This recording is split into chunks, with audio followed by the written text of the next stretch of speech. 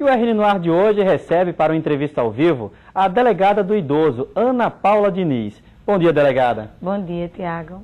Delegada, recentemente a senhora esteve participando de uma audiência na Câmara Federal tratando a respeito da violência contra o idoso. O que é que foi debatido por lá? Na Câmara dos Deputados, nós debatemos os crimes envolvendo as pessoas idosas e também a importância da delegacia especializada em proteção ao idoso. Trazendo aqui para o nosso plano local aqui para Natal, Rio Grande do Norte, hoje como é que está a situação da violência contra o idoso em Natal? Como é que está a estrutura da delegacia para atender esse tipo de atitude? A violência contra o idoso, por incrível que pareça, é de grande monta, é muito grande aqui no estado do Rio Grande do Norte, né? E a delegacia do idoso, ela abrange tão somente a capital, Natal. Nós estamos instalados na Ayrton Senna, em frente ao supermercado Favorito, e temos um grande atendimento lá. Quando a gente fala na violência contra o idoso, não é apenas a violência física, não é? A gente, por exemplo, no começo do programa nós mostramos uma reportagem onde a equipe da senhora fez a prisão em flagrante de um filho, né, que estava maltratando da própria mãe, uma idosa de 70 anos. E a violência ali não era simplesmente a violência física, do bater, do agredir, mas é o maus tratos mesmo, né? A questão do confinamento, da condição de higiene, até mesmo do reter os recursos, né, os proventos da pessoa. Exatamente. Os casos mais recorrentes na delegacia especializada em proteção ao idoso são exatamente casos que envolvem muita violência psicológica, porque nós temos muitos casos de negligência por parte dos familiares e maus tratos também, e ainda um caso bem típico da delegacia é o caso do desvio de proventos do idoso. Quando a gente fala desvio de proventos, é quando a pessoa, um filho ou algum familiar, ele acaba ficando com o cartão do BD, algum benefício, aposentadoria geralmente, né? Mas também tem a questão dos empréstimos consignados, que a gente fala tanto aqui, né, de familiares que acabam se aproveitando do crediário que alguns idosos têm acesso para fazer esses empréstimos. Exatamente. Na verdade, no Estatuto do Idoso, né, a Lei 10.741 de 2003, nós temos 2 crimes específicos no tocante aos cartões do idoso. Temos o reter o cartão magnético, que é um crime específico, e temos o crime do artigo 102 da lei, que é o crime mais recorrente, que é desviar proventos, pensões do idoso em benefício diverso da finalidade devida, que é para o idoso, né? Em benefício próprio de terceiros. Então pode envolver um crime comum, que pode envolver tanto um familiar, como também um estranho que se apossa do dinheiro do idoso. No tocante aos empréstimos consignados, nós temos um grande problema, porque realmente é muito recorrente a questão de empréstimos consignados realizados por familiares dos idosos com base no provento do idoso. Delegada, no caso da violência, quer seja psicológica ou maus tratos, ou mesmo a violência física, uma outra pessoa pode fazer a denúncia anônima. Foi o caso dessa reportagem que nós mostramos no início do programa.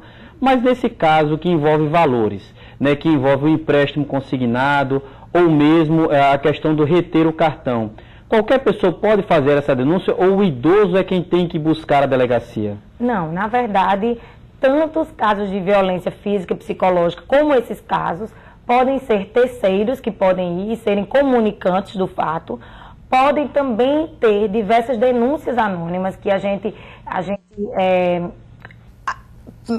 pede muito que as pessoas venham denunciar, entendeu? Porque nós temos 2 tipos de denúncias anônimas, tem o Disque 100 e o 180, então nós sempre incentivamos essas denúncias anônimas, haja vista que em razão da condição do idoso de vulnerabilidade, muitas vezes ele nem sequer chega até a delegacia.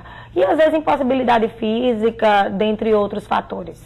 Delegada, em havendo a denúncia, constatado a violência contra o idoso, qualquer que seja ela, e se na hora da autuação o idoso disser, não, eu não queria que meu filho, que meu sobrinho, ou que, enfim, que essa pessoa fosse presa, ela pode fazer isso ou não? Se for constatada a violência, isso aí vai depender do processo caminhar da vontade do idoso.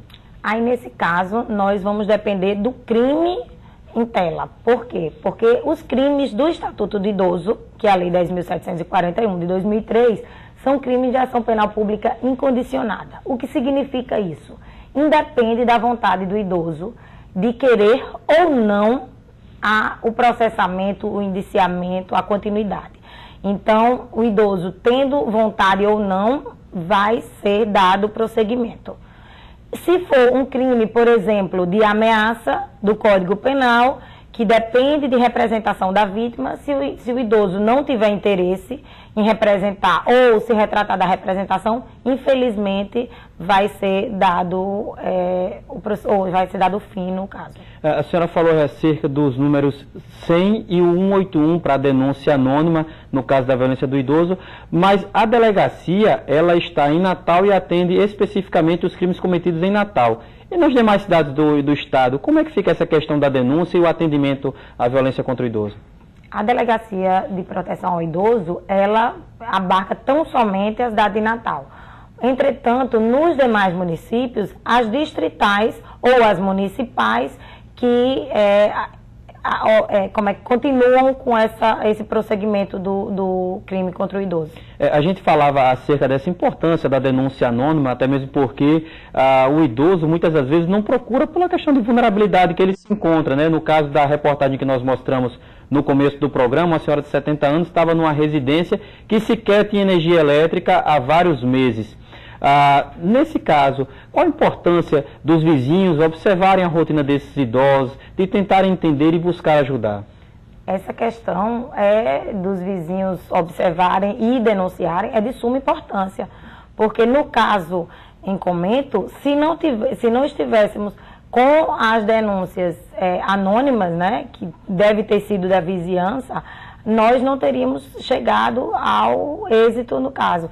Porque a idosa estava desde maio sem sequer ter energia elétrica na sua residência, com alimentação extremamente limitada, alimentos vencidos na geladeira, né, que eram iogurtes tão somente, e em péssimas condições de higiene. Então, é de suma importância essa denúncia pela vizinhança. Delegada, quando a gente chega a uma situação como essa, de uma mulher de 70 anos está sendo maltratada pelo próprio filho, geralmente é porque ela não tem uma assistência de nenhuma outra pessoa da família, né? Geralmente é uma pessoa que só pode contar com aquele ente e ele acaba se aproveitando dessa situação. E aí o meu grande questionamento e agora que a única pessoa com que ela deveria ou poderia contar, né, que estava maltratando ela, ele é preso, como é que fica esse idoso? Né, eu não falo especificamente apenas dessa senhora de 70 anos da reportagem, mas de outras tantas que nós já mostramos aqui. Recentemente a gente mostrou um caso no bairro das Quintas, né, onde o sobrinho é quem maltratava da tia. E agora que ela não tem ninguém, a idosa fica desassistida, é preciso que alguém da família seja encontrado para assistir ela, tem que ser um vizinho, fica alguém como tutor. Como é que fica o idoso após a prisão dessa única pessoa que deveria cuidar dela? No caso, ela é extremamente lúcida e capaz, e nós pegamos o cartão dela, dos proventos, né, que ele tinha posse, e devolvemos para a idosa. E ela disse também que tinha todo o apoio da vizinhança, que ela tinha inclusive uma vizinha que a ajudava, e ela se mostrou extremamente capaz de dar continuidade à sua vida tranquilamente no seu lar, até porque ela não teve interesse em ir para um abrigo ou casa de permanência, algo do gênero. Porém, há casos que infelizmente não há condições da idosa ficar no lar, né? E aí nós buscamos uma possibilidade de um abrigo, um lar, para que ela fique com segurança e bem cuidada.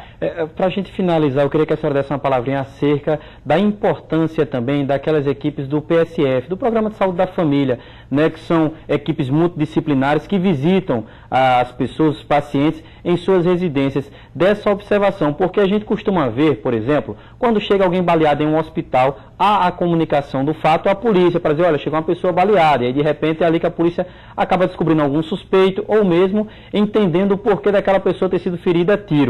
No caso do PSF, onde há esse contato de proximidade, né, com essas pessoas, fala um pouco a respeito da importância deles também terem essa preocupação em denunciar a polícia.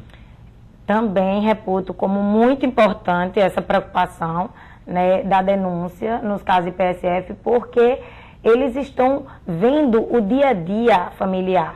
E a maioria dos casos recorrentes da Delegacia do Idoso são exatamente no próprio seio familiar.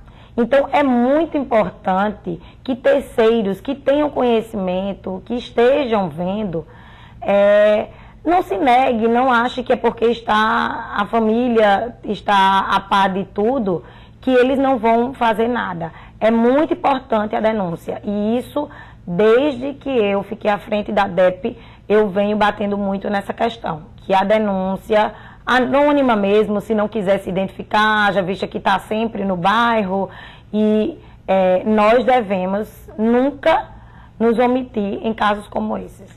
É isso, agradeço a participação da senhora hoje aqui no RN no Ar. Obrigada. Né, e esperar que realmente as pessoas possam denunciar, quer seja através do Disque 100 ou do 181. Ou na própria delegacia. Nós podemos receber, ligando na delegacia, nós temos total interesse em escutar. E torcer realmente para que as pessoas possam mudar o seu comportamento, né? Porque eu até falava no meu comentário, triste do idoso que após criar um filho ou abrigar ali um sobrinho, ter que chegar na sua velhice passando por situações tão degradantes como essa. Exatamente.